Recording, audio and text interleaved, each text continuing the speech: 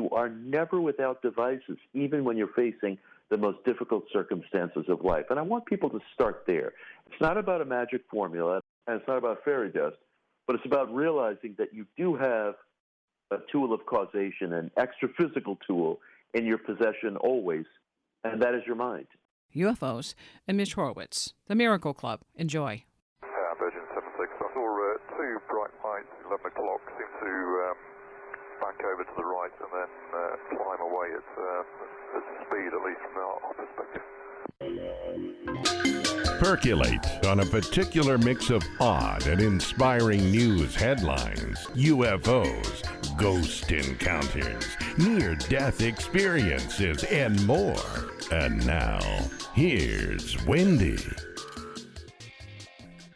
From that to this wonderful UFO story, I also have a guest, Mitch Horowitz. If you have ever considered what manifesting will do for you, this is like a primer with all the New Thought people lined up, ready to go, and to give you good advice, and then he gives you basically why it works and how it works. The Miracle Club. Mitch Horowitz is my guest. Mitch, are you there? I am here. Can't wait. Okay. Yeah. Have I got your interest? Okay, it's UFO. The moment you say UFO story, I'm hooked. So I'm Okay. sitting on the edge of my sofa. Okay, good. Thank you. The deal is with this. The story, I think I saw it over the weekend, and I kind of discounted it because they were saying, well, it's meteorites. So I didn't go back. And then one of my Facebook friends said, hey, check this out. So I went back and I looked at it, and then I saw the update from another source that actually had audio. This is when it got interesting. This was a UFO sighted by a British, I believe, the British Airways pilot, and reported by the BBC, and it happened, I think, Friday. And I'm going back to my notes here. Made contact with Ireland's Shannon Air Traffic Control, said they saw something weird. They wondered if there were any military exercises taking place, and that's the Irish Aviation Authority has decided to investigate because they had multiple accounts. They saw bright lights and UFOs or UAPs moving at high speed of whatever, Mach 2, I think is one of the ones that they mentioned, coast of Ireland on Friday. Okay, so what happened was then they went to somebody who would be more of an astronomical, somebody who might say it's a meteorite because they needed that. So they got that. Oh, yeah. It's a meteorite. And then the pilots, and one of the pilots actually said, well, maybe it's a meteorite. Listen to the audio because this is where it gets interesting, and this is why it reappeared in the news feeds to say, oh, wait a minute. All right, here we go. Shall I see the line full? Direction it was going in or anything? Trace copy, thank you. The Virgin 76 also saw that in our 11 o'clock position, two bright lights. Roger, that's copy, thank you. Glad it wasn't just me? No, yeah, very interesting, that one. Say again? Okay, thank you. Virgin 76, I saw two bright lights, 11 o'clock, seem to back over to the right and then climb away at speed, at least from our perspective. Okay, we're passing that on now, thank you. Speedbird 94, Shannon. 94, Dennis. Okay, just so you know that other aircraft in the air have also reported the same thing, so we're going to have a look and see. Okay, so that's the deal. These are the pilots talking about this. And what the thing that it didn't marry up with a meteorite was that it was flying alongside the aircraft, a very bright light, and then rapidly veered off to the north. It veered. Meteorites usually have like a straight, well, I'm sorry, maybe I'm misinformed, a straight trajectory unless they burst into little pieces and then go haywire. What do you think about that? Meteorites don't turn. That's what I was taught in college. Okay, good. If I remember correctly. Yeah. At college, yeah. It's been a while. All right. Second time recently that I've heard cockpit recordings of fighter pilots recently encountering UFOs. It's fascinating to hear. Well, and that was back in March, I think, was one of the other ones they talked about, and this is Oregon. And I've got that same channel. They're the ones who go back and get that audio from the pilots, and I love it because then you can hear. What happens with a news story is a lot of times people just regurgitate, and it gets repeated and repeated, but there's nobody back there doing, the boots on the ground of, well, what happened here? Because that takes a little bit more time. But, this is like the second time this year they have this kind of thing. And I'm just thinking, the other pilot said that there were several objects seen alongside, and so they were saying, well, it must have burst, and it was probably a bright green light they just couldn't see from that vantage point. And I was thinking Kenneth Arnold. Yes, and this also reminds me of the stories of Foo Fighters from the Second World War, where fighter pilots would report spherical objects flying alongside their plane and then turning It's very reminiscent of that. See, because in your book at the very back, which I was thrilled to see, here it is. Mitch Horowitz, the book, The Miracle Club, in case you want to read along. How Thoughts Become Reality. It is in the back. Okay, page 176. You have to look for this stuff. All right. Great, page 176. Yeah. 176. Well, I've got the review My copy. favorite page. It might have been changed. Oh no, it's the same. It all syncs up. Yeah. Okay. So it says, Mitch Horowitz was raised in a world of Bigfoot stories. Booyah! Okay. UFO sightings and Carlos Castaneda. Thank you. I really like you. There's nothing about UFOs in the book, although I do reference Carlos Castaneda. I don't think I referenced Bigfoot, but that was my background. I grew up in that world as a kid and came to validate it and explore it as a historian as an adult. That's what fueled my own search. Okay. And see, I like that because it gives you a broad base. For one thing, you've already got an idea that there are some things out there that make people curious. They may or may not exist, but that's right. That's a different kind of a background when you come to this new thought arena. And so when you talk about the hypnagogia and all that stuff, when you get that into new thought, all right, well, there you go. That's all right. It's extraordinary. These worlds meet up. You were referencing hypnagogia. That's a very relaxed state that we're in just before drifting off to sleep. And very serious psychical researchers have found that is prime time, so to speak, for episodes of ESP and telepathy, and sleep researchers identify it as prime time for impressing the subconscious with suggestions. It's a period of time you can use. I try to be very practical about these things. It's a strange world, and sometimes it bends to our wishes.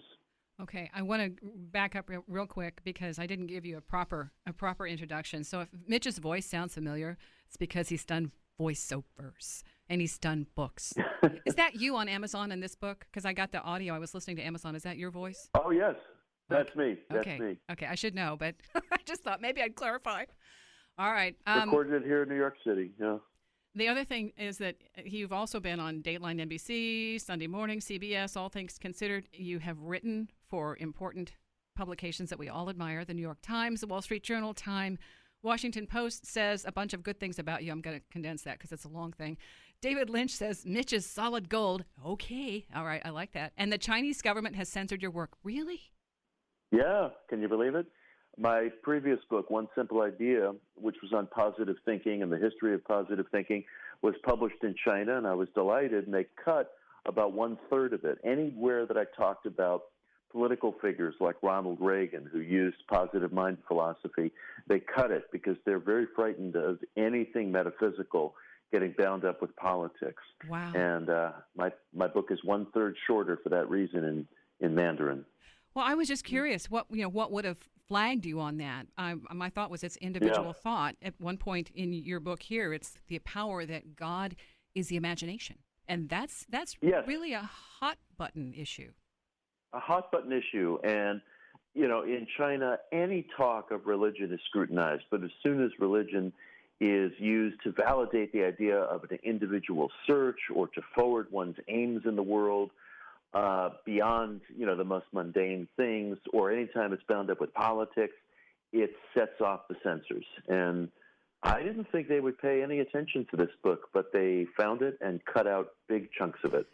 It's like, let's get that one out of here. All right. The Miracle Club, How Thoughts Become Reality. Mitch Horowitz, PEN award winning. I get that. That's like a hyphen there. Author of Occult in America. You see, I'm really excited about this. Okay, I'm sorry. It's my enthusiasm. Right. It was I'm Bigfoot. All for it. It was Bigfoot. I want Thank you to you. do some stuff on that. All right, you got it in. You got the chops for it. Let's talk about Bigfoot. Absolutely. Okay, hold on. All right, we're gonna take a break. It's Wendy's Coffeehouse, KCMO Talk Radio. David Lynch says Mitch is solid gold. That's all you need to hear. There you go. Read the book. The Miracle Club, How Thoughts Become Reality. Mitch Horowitz. Okay. He's written a lot of good stuff. He's known for having very, very good speaking chops, and I've listened to a few of your shows on YouTube. Yeah. Okay. You are like the new thought guy now that you've you're carrying this. That's me. Okay. All right. So into the book. I'm going to skip to chapter 2, right. Power to the People, and this is where you talk about Neville Goddard, and I really like his stuff. I've read the other Azimuth. You know Neville. How wonderful. Yes. Wow. I'm familiar with these New Thought people. My grandmother. I appreciate it. Hey, somebody pays attention. Yes. I feel seen. I feel heard. Okay, good. See, This is very validating for me this morning. Thank you. Well, when I was little, my grandmother said, now, all you have to do, Wendy, if you want something, is draw a picture of it. Because my grandmother had done this, and it worked for her. And so I drew. Brilliant. Yes. She was. What? I'll share a story about David Bowie. Yeah. When David Bowie was a little kid, this is apropos of what your grandmother taught you and how serious it is, because simple things can be very serious if we really do them and follow them. When David Bowie was a little kid, he used to do these incredibly detailed drawings, not only of himself on stage as a performer, but of the roadies and the band and the audience members and the audio equipment and his management standing in the wings. He would create this entire mindscape on paper. This was when he was 11, 12 years old, of himself as a performer with all the accoutrements supporting him. And, well, we know that worked out for him. Absolutely. I don't know if he had that fashion sense back then, but whoa, that took it to like the nth degree with when I've seen some of the costumes he wore and just think, my gosh, how incredible. Okay. All right. So grandmother told me to draw what I wanted. So from the time I was little, I drew horses. When I was 11, I got one. It doesn't mean it's like an overnight thing. It's a consistent, you keep doing it, and somehow that helped, and everything came together. That's remarkable. And it's very important that you just indicated that it didn't happen overnight. There was a time interval. There was a period of gestation. And sometimes people think the chapter is closed when the chapter hasn't even begun. Things that come to us can unfold over the course of years, and persistency and patience are very important. When you are little, your mindset is there. You're thinking all these thoughts, and then people are surprised when these things have gestated for 20 and 30 years, and all of a sudden they get slammed in the face with, I was 7 when I thought that. I changed my mind. Yes. Whoops. It's absolutely extraordinary how the things that we thought of when we were very young can just come upon us in waves. I always ask people to think back to their earliest memories of, say, age 4, age 5, when they might have thought of themselves in a certain way, in a certain job, in a certain walk of life. It's extraordinarily powerful. If you really think back, mental pictures that you held when you were very young can come upon you even late in life in very surprising ways. You have had tremendous success, and you also say that, okay, this is a part of it, and at first you weren't money-oriented, and then you figured, well, why not? I'm just glossing over. And then you actually say what you're worth now and say, like, okay, it didn't start that way, but here it is. And the way you go, you address that in The Power to the People, and this is with Neville Goddard. There were some people who wrote, and there was a big pile of letters and stuff that were given. I can't remember how it started out, but these letters, one of them from a woman who sounded, oh my gosh, her self-esteem was absolutely in the toilet and saying she was worthless. And you wrote a letter to respond, and I thought that's one of the best parts of the book, your response. Oh, I appreciate that enormously. These were letters that had been written to the New Thought author Joseph Murphy after his death, and I came upon a cache of them. And they were tremendously sad in many cases because people were reciting these affirmations and doing these visualizations, and they weren't getting anywhere in life. And some of them were quite lonely, and some of them had financial needs. And that's part of what moved me to write the book. I love Joseph Murphy, and I love the New Thought movement. I'm part of it. But I feel like it hasn't fully matured, it hasn't fully grown up, and people needed more. They needed more tools, especially tools that can meet people when they are going through periods of suffering.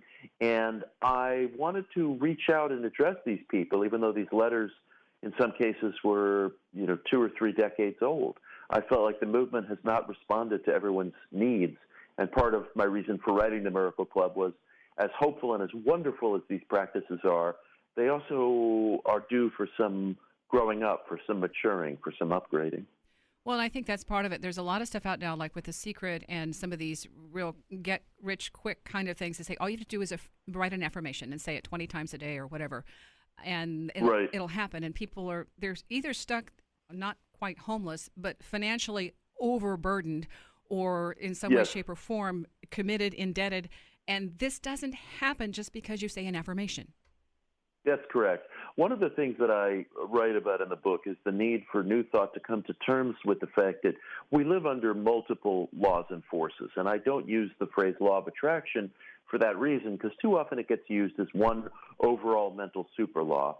And yet what the materialists don't understand is that the mind does have extra physical properties. And I think there's no denying that in the 21st century. Materialism just doesn't cover all the bases.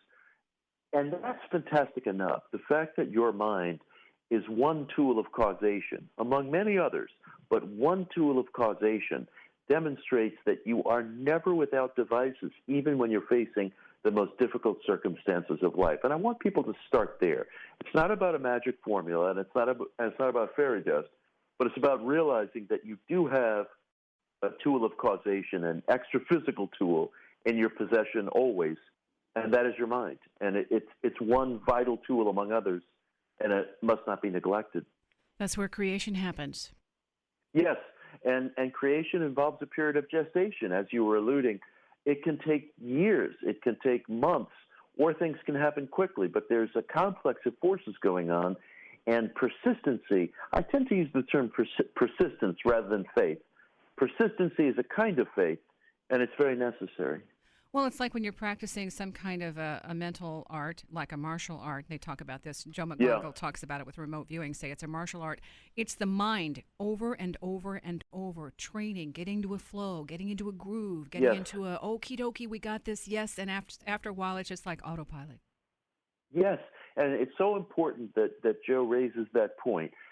We tend to think of practice and rehearsal only involving motor skills, but practice and rehearsal are also part of using the full potentialities of the mind, which also may be a reason why years have to pass sometimes before something that we've been focusing on starts to actualize, starts to concretize.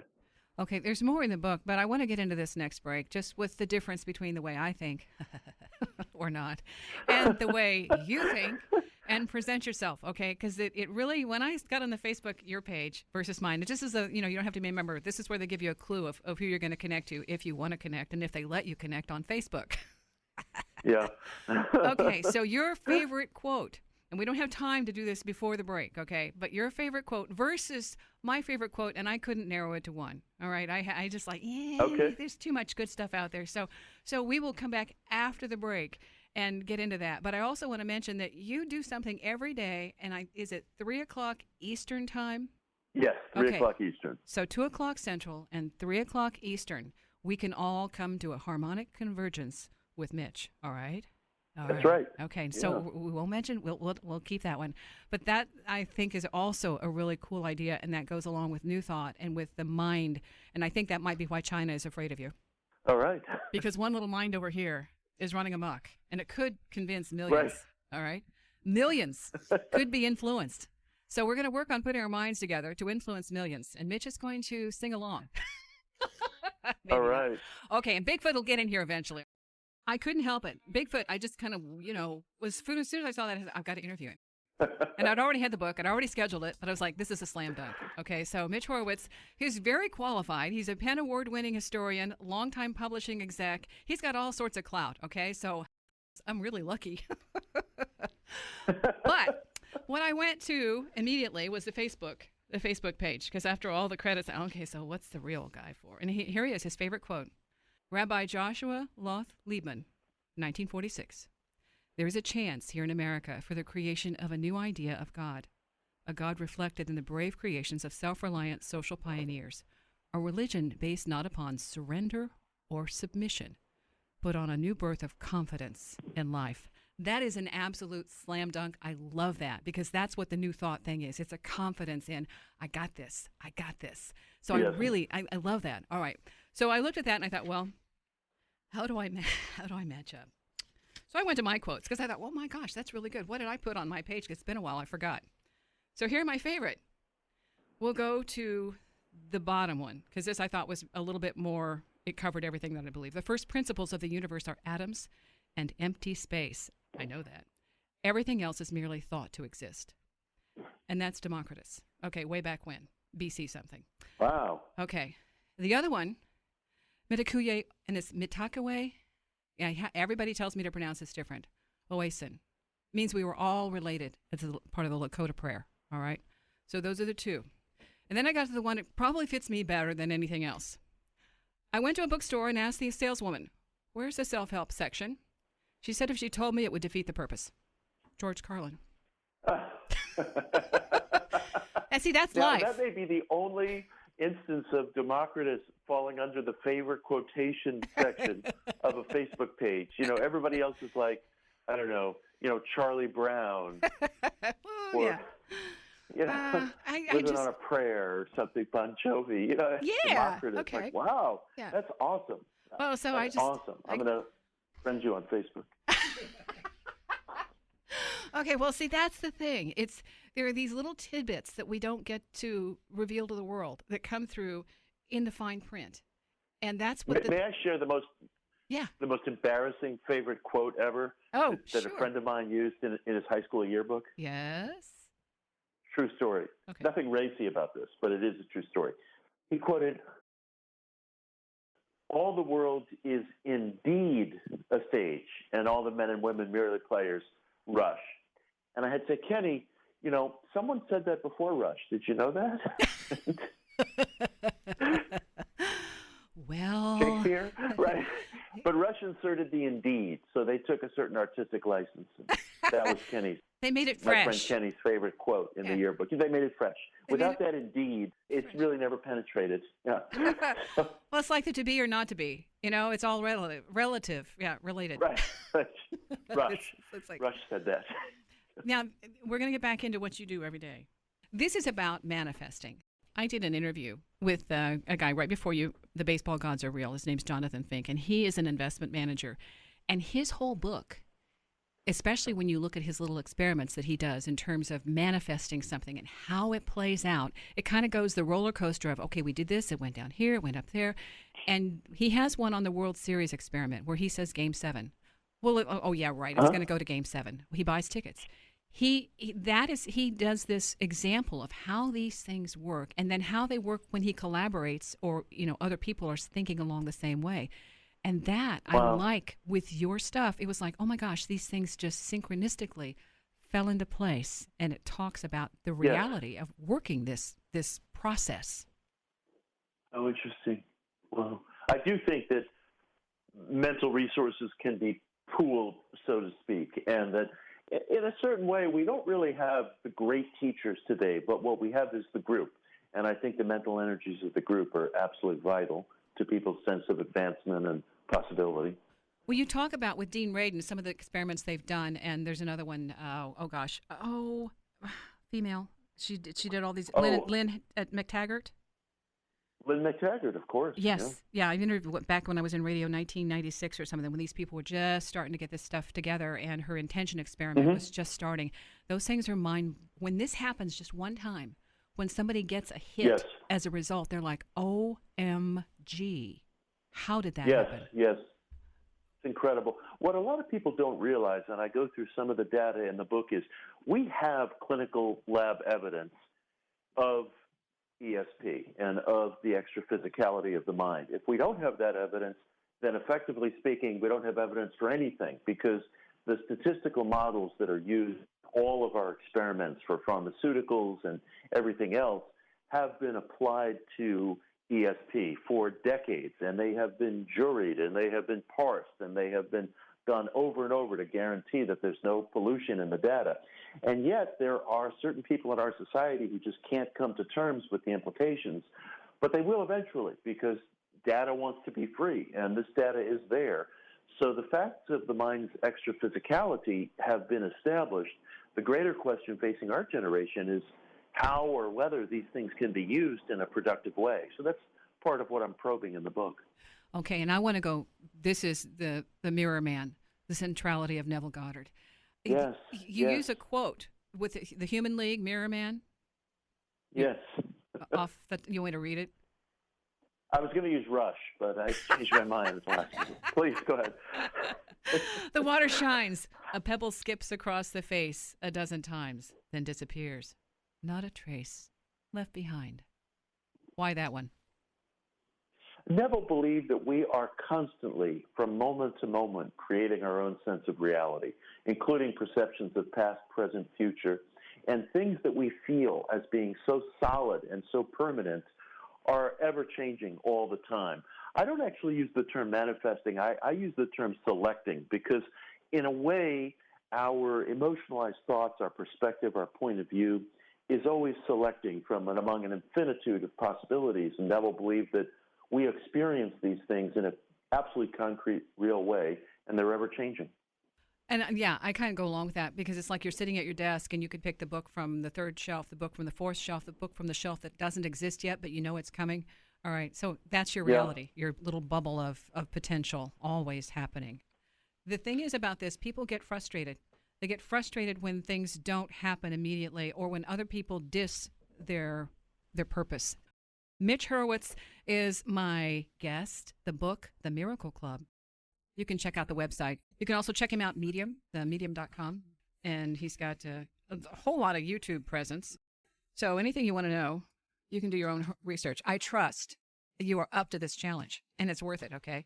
The payoff is if you actually do some of this creative mental math, whatever it is, however you term it, if you practice this and are consistent and believe that eventually in one form or another, constantly improving, something will manifest, you'll get results. Is that a good start? Yes, absolutely. And, you know, it's been observed that the mind is like a muscle, and that's true in all of its dimensions. You have to be persistent, you have to keep going, and things will happen. Chances are something extraordinary will happen, but give it time. You must be exquisitely patient. The challenge with this is when you say it out loud and you tell people, I'm going to do this or I'm going to do that, if you aren't solid, then one little criticism, you know, reading somebody's diss on Facebook or on Twitter, it's like, and it just devolves, and immediately, you know, somebody goes into 1,000 pieces and has a little twinkle fest. Sure.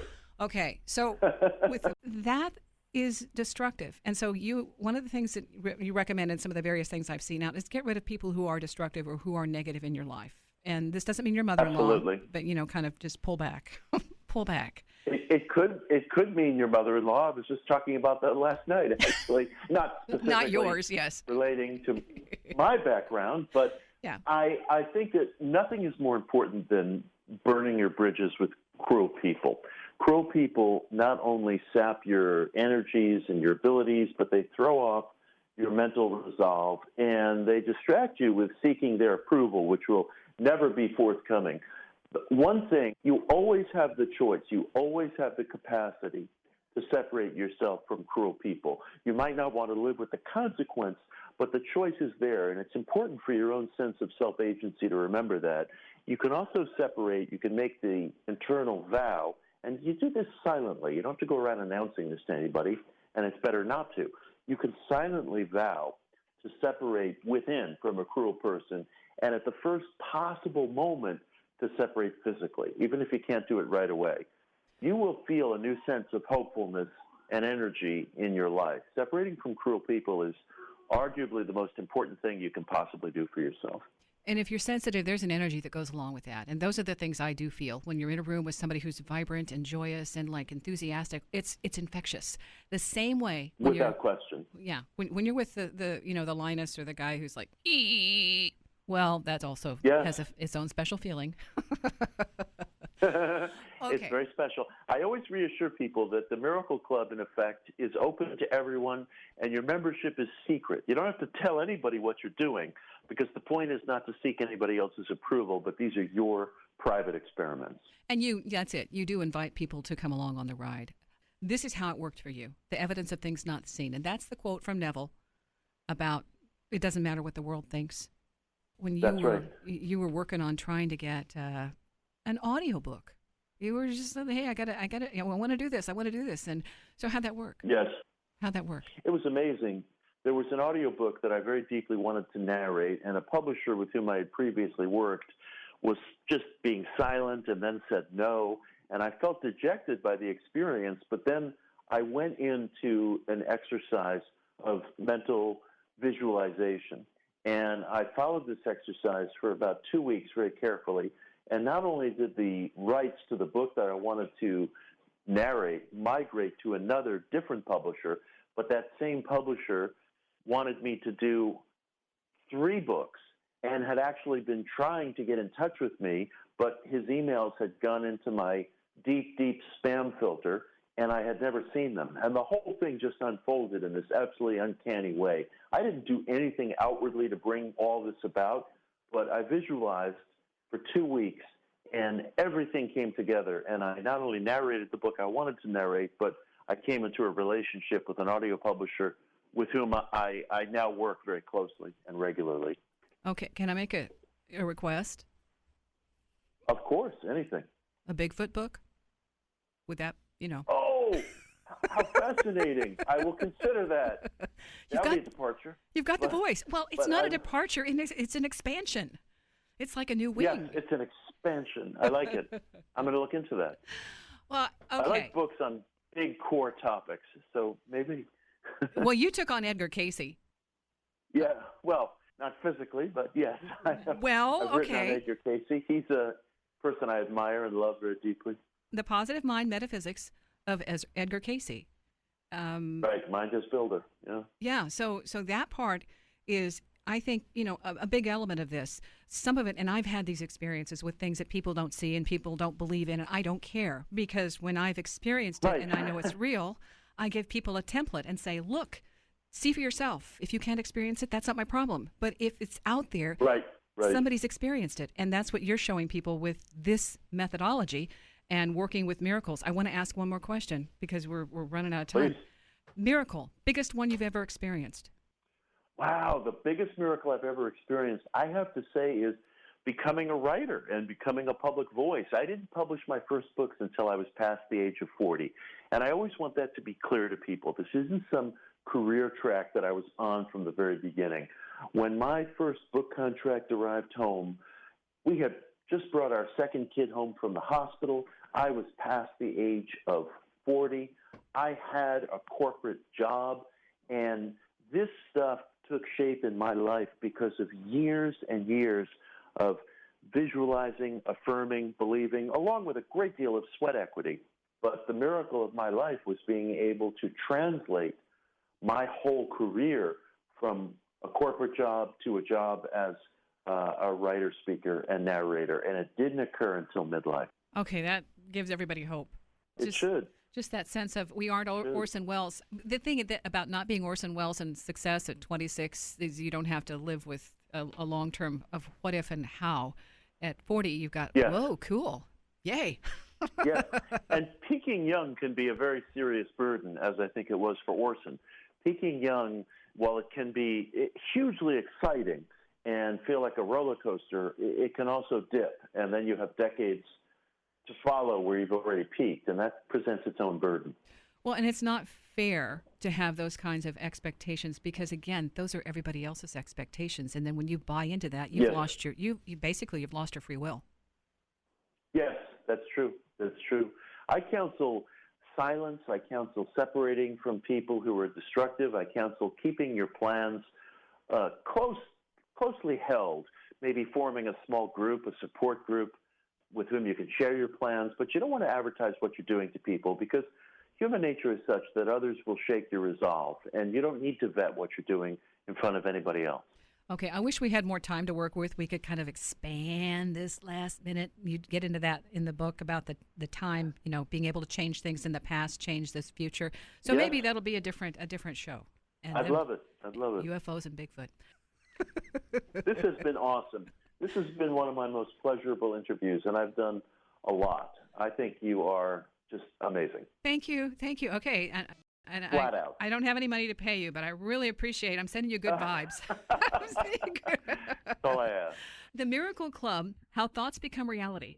Mitch Horowitz. All the world is indeed a stage, and all the men and women merely players. Rush. Kenny's favorite quote. Wendy's Coffeehouse, KCMO Talk Radio.